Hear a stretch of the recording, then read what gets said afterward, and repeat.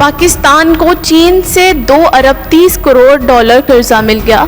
चीन की तरफ से पाकिस्तान को 2 अरब 30 करोड़ डॉलर कर्जा दे दिया गया। वज़ीर ख़जाना ने रकम स्टेट बैंक के अकाउंट में मुंतकिल होने की तस्दीक कर दी।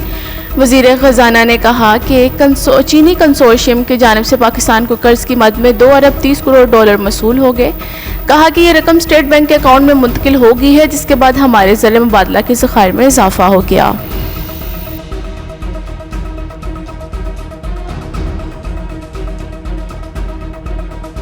वज़ीर आला पंजाब हमजा शहबाज ने ऐलान किया कि नौजवानों के लिए लैपटॉप स्कीम बहाल की जा रही है। ख़वातीन उसातिज़ा को 12,000 स्कूटीज़ दी जाएंगी। गुजरावाला में 500 बिस्तरों पर मुश्तमिल हस्पताल को इसी बरस मुकम्मल किया जाएगा। उनका कहना था कि साजिश का राग अलापने वाले शख्स की सियासत के पीछे इंतशार है। कभी अदारों पर हमलावर होता है और कभी मुल्क पर। इसकी सियासत सिर्फ अगर मैं ना आया के गिर्द घूम रही है और मैं अल्लाह ताला को नापसंद है। कहा कि ऐवान सदर में बैठे एक शख्स ने इमरान खान के ताबेदार का किरदार अदा किया। तारीख में आरिफ अलवी को आयन शिकन सदर के नाम से याद रखा जाएगा।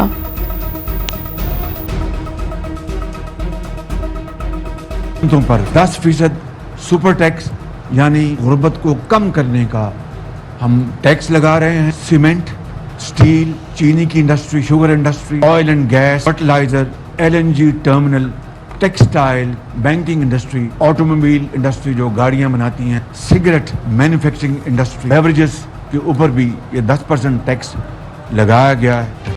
वज़ीर आज़म का बड़ी सनतों और आमदन पर टैक्स लगाने का ऐलान। वज़ीर आज़म ने माशी टीम के इजलास के बाद गुफ्तगू करते हुए बजट से मुतल्लिक़ इक़दाम से आगाह किया। उन्होंने कहा कि इमरान हुकूमत में बदतरीन करप्शन हुई, माशियत दिवालिया होने जा रही थी। उनका कहना था कि ये पहला बजट है जिसमें माशी विजन दिया गया, लेकिन कोई सबज़बाग नहीं दिखाऊंगा। उन्होंने बड़ी सनतों पर सुपर टैक्स लगाने का ऐलान करते हुए बताया कि आम आदमी को टैक्स से बचाने के लिए सनतों पर टैक्स लगाया गया।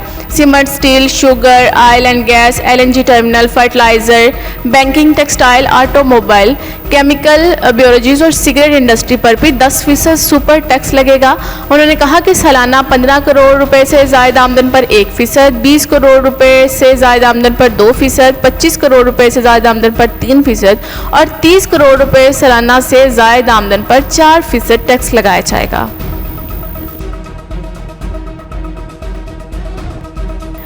लॉन्ग मार्च में तोड़फोड़, इमरान खान के 10 मुकदमात में जमानत मंजूर कर ली गई। साबिक वज़ीर-ए-आज़म इमरान खान ने जमानत के लिए अदालत से रुजू किया था।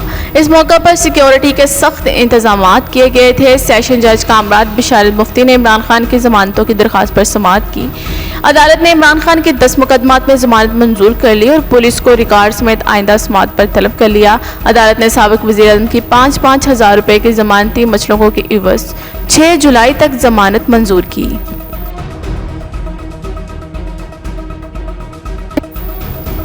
सुपर टैक्स से इंडस्ट्रियां बंद होंगी। साबिक वज़ीर ख़जाना शौकत तरीन ने कहा कि 10% टैक्स से इंडस्ट्रियां बंद हो जाएंगी। महंगाई का तूफ़ान आएगा और ये गरीबों की बातें करते हैं लेकिन ख्याल नहीं करते। शौकत तरीन का कहना था कि इलेक्शन ना हुए तो पाकिस्तान का हाल श्रीलंका जैसा हो जाएगा। तहरीक इंसाफ के रहनुमा असद उमर ने भी हुकूमती इक़दामात के हवाले से बजट को अदालत में चैलेंज करने का इशारा दे दिया।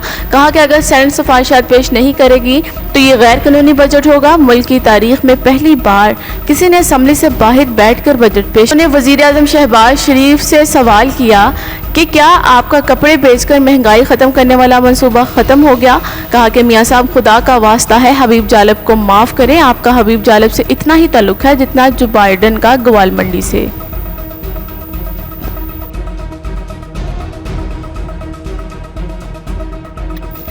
काफ लीग में फूट, चौधरी शुजात के भाई का नई जमात बनाने का ऐलान। चौधरी वजाहत हुसैन का कहना है कि इमरान खान से अपना वादा पूरा करेंगे। सालिक हुसैन का गुजरात की सियासत से कभी कोई ताल्लुक रहा ही नहीं। उन्होंने कहा जो अब मुखालफिन हमारे हलकों ज़िलों में हमें नहीं हरा सके वो हमारे घर में दरारें डाल रही हैं। उनका कहना था कि मुखालफिन का दलेरी से मुकाबला करेंगे, अब वापसी का कोई रास्ता नहीं। नून लीग की हुकूमत चौधरी परवेज़ इलाही और मोइन सलाही पर मुकदमा दर्ज करा रही है।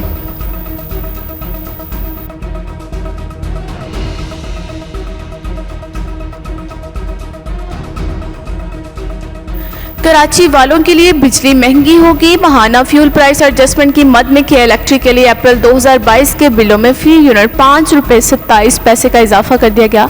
नेपरा ने बिजली महंगी करने की मंजूरी दे दी और ये इजाफा जुलाई के बिल में वसूल किया जाएगा। के इलेक्ट्रिक ने मई के फ्यूल चार्जेस एडजस्टमेंट की मद में भी 11 रुपये 33 पैसे इजाफे की दरख्वास्त जमा कराई है।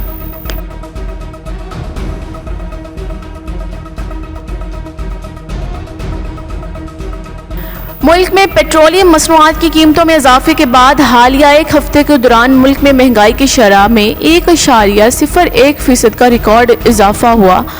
वफाकी इदारा शुमारियत की जानिब से जारी करदा महंगाई बारे हफ्तावार रिपोर्ट में कहा गया कि सालाना बुनियादों पर महंगाई की शरह 28.05% रही, जबकि 32 अशिया ज़रूरिया की कीमतों में इजाफा, 4 की कीमतों में कमी और 15 अशिया ज़रूरत की कीमतें मुस्तहकम रहीं। उन्होंने कहा कि 24 जून को ख़त्म होने वाले हफ्ते के दौरान महंगाई की शरह इससे पिछले हफ्ते के मुकाबले में 1.01% ज़ायद रही। आदाद-ओ-शुमार के मुताबिक गुज़िश्ता हफ्ते के दौरान जिन अशिया की कीमतों में इजाफा हुआ इनमें प्याज, आलू, दाल चना, दाल मसूर, दाल माश, दाल मूंग, आटा, चाय, घी, ब्रेड, टॉयलेट साबुन, सोफी, वाशिंग साबुन समेत दीगर अशिया शामिल। जिन अशिया में कीमतों में गुज़िश्ता हफ्ते के दौरान कमी रिकॉर्ड की गई इनमें टमाटर, चिकन, केला और सरसों का तेल शामिल है।